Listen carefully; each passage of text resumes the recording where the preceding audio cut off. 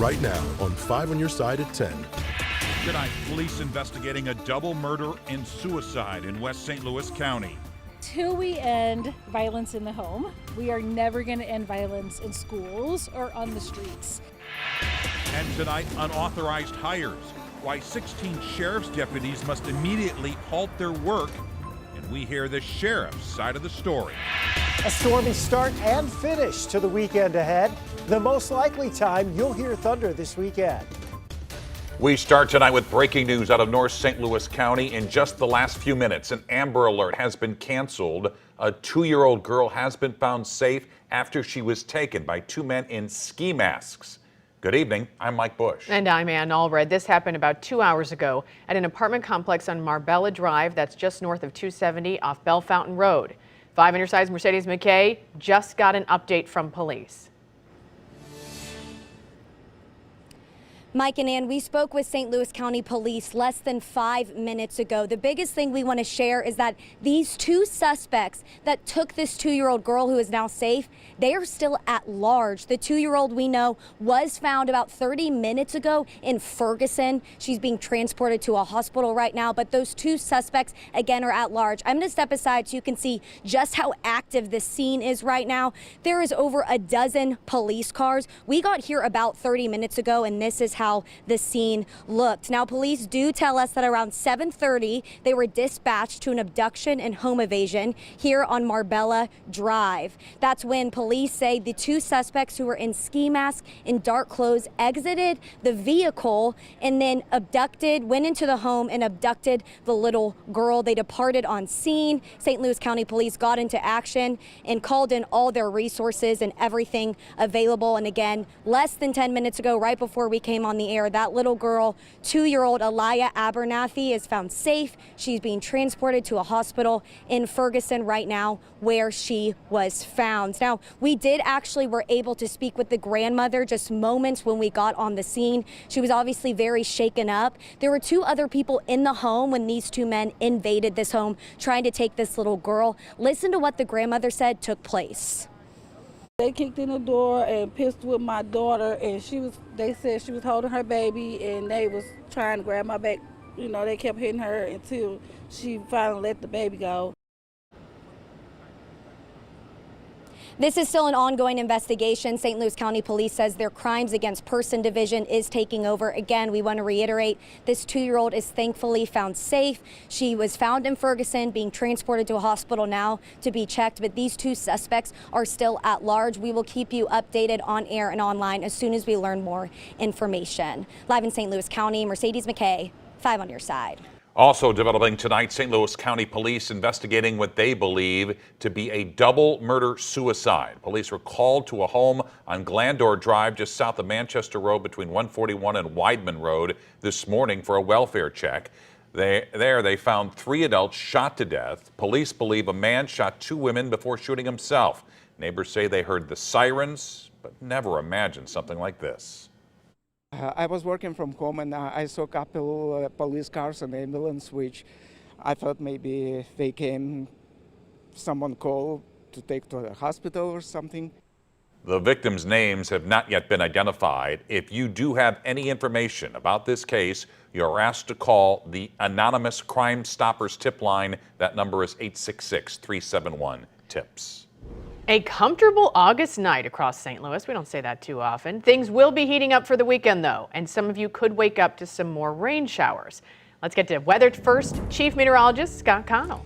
You know, we do see the chance of a few showers or maybe a rumble of thunder tomorrow, but it really looks like it'll be tomorrow night about this time when we actually see some thunderstorms trying to move into the area. It is a beautiful evening. What a gorgeous night over at the Missouri Botanical Garden.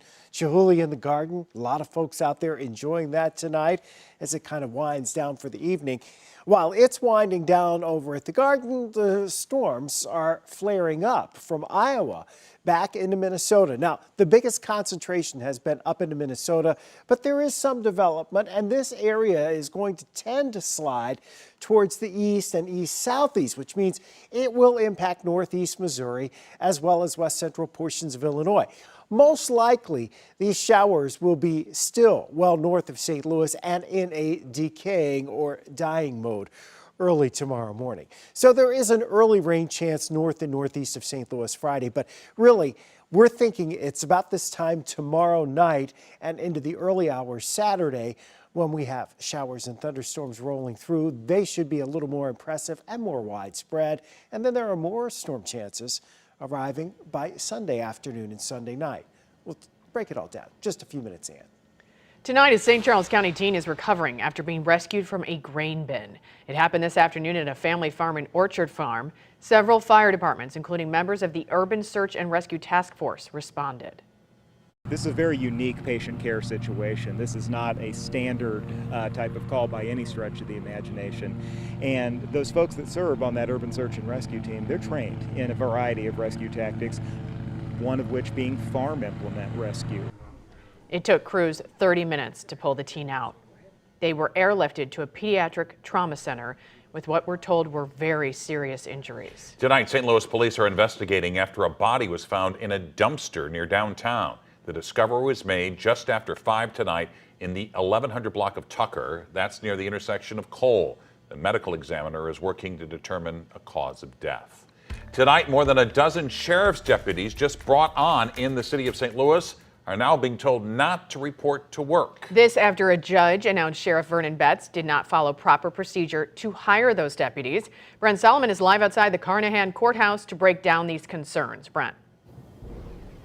And Mike, when a new deputy wants to work for the city of St. Louis, he or she has to fill out an application, go through a background check, be vetted by judges. That's state law. Now, a judge is calling out the sheriff, calling his new hires, quote, unauthorized. Take a look at the judge's order stating that Sheriff Vernon Betts' new deputy hires, quote, are immediately prohibited from holding themselves as employees of the sheriff's department. And when you are sworn in as a law enforcement officer in the city of St. Louis to protect judges and to protect courtgoers, you have to have qualified deputies, experienced deputies, and trustworthy deputies. Former Deputy Alfred Montgomery lost a 2020 election against the sheriff, but is running again next year for the seat. They were given badges, they were given firearms. Some deputies may have felons, some deputies may have misdemeanors. That we don't know because they were not properly hired, they didn't go through the background check, and they did not go before the judges. Betts' attorney Jimmy Edwards declined an interview, but said the sheriff thought he had emergency powers to bring on the 16 new deputies the way he did. He says the matter is a misunderstanding and that he plans to get in compliance with the judge's order. It comes as a jury sided with the sheriff Thursday on a separate matter. A longtime deputy filed suit against Betts, claiming he retaliated against him by demanding he cut off his beard, which he wears due to a skin condition. The deputy claimed Betts only made that demand after he appeared in court for a subpoena and another deputy's discrimination complaint. He feels as though he can do what he wants. I spoke with a current deputy who asked not to be identified. If you're going to hire 16 people, you have to do it the correct way. We have to do our job the correct way all the time. So who are you to be exempt? Vernon Betts has been here for 6 years. He knows better. He knows the process. The sheriff has 4 days to go through the proper protocols to get his new deputies hired. I spoke with his attorney who told me that they plan to meet that deadline. We're live in St. Louis tonight. Brent Solomon, 5 on your side. Tonight, a 12-year-old is in custody after police say he and 2 teenagers carjacked an employee in front of the St. Louis Justice Center overnight. Those 2 teen suspects are still on the run. The victim was robbed at gunpoint. Police say the trio took off in his silver Nissan Altima. Officers located the car a short time later near 10th and Cass. That's where they arrested the 12-year-old, but the other 2 teens got away. Tonight, investigators in Lincoln County are asking for your help in solving a 32-year-old cold case. Today, they released a photo of what Charles Arlen Henderson would look like today.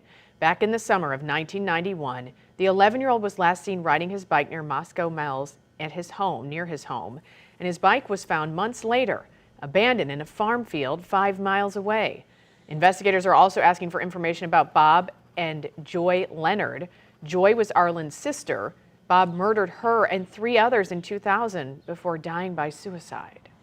Tonight, a portion of Chippewa is back open in South St. Louis. Crews have been working over the last 24 hours to fix a 12-inch water main break that caused the road to buckle near McCausland and River de Pere. Water main breaks have plagued the city this summer. In June, the Board of Aldermen approved a water rate hike for the first time in 13 years to help fix and maintain the city's aging infrastructure. The Missouri State Fair opened today. The annual showcase of crops and livestock comes during a bad year for agriculture. Up until recent storms and heavy rains, many Missouri counties have been dealing with drought conditions. That drought situation has an effect all the way into the winter. There's not going to be as much fall pasture as what we normally have. There's not going to be as much hay this winter. So the effects of that drought is going to be ongoing for some time. We got 40 head of mama cows, and it's a struggle to keep them on grass and keep them happy. The State Fair in Sedalia runs through August 20th. Governor J.B. Pritzker cut the ribbon to officially open the Illinois State Fair today. The amusement rides were unable to open until tonight because state inspections were delayed by yesterday's rain. The fairgrounds in Springfield will host livestock shows, live entertainment, and fair food for the next 10 days. Tomorrow is Agriculture Day.